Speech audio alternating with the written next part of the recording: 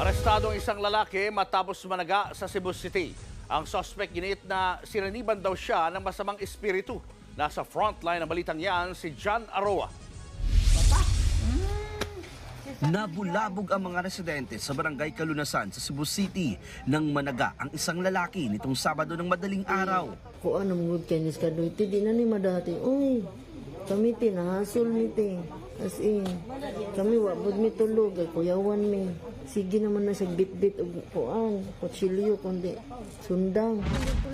Agad na dumating ang SWAT team at pulis sa lugar. Niransak nila ang bahay ng sinasabing nanaga. Manggukod pa ganin na siya direk sundang. Matapos ang ilang minuto, nadakip ang suspect na si Ricardo Lawas, 40 anyos, construction worker.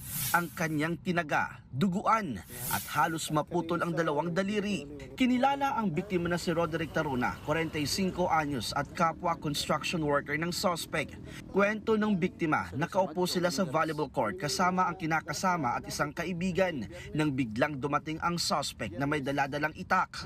Bigla lang tumakbo, papunta sa amin. Yun na lang. Napasok kami basta-basta. Hinarap ko na lang siya kasi ang inaalala ko yung asawa ko saka yung mga katabi kong nagpupuan sa ano ba. Baka sila yung tamaan sa itak. Nagpambuno ang dalawa dahilan para mataga ang kanyang daliri at madapisan ang muka. Pagkatapos ng pananaga, umalis ang suspect. Aminado ang suspect sa nagawang kasalanan pero depensa niya. Parang may pumasok sa akin na hindi ko maintindihan.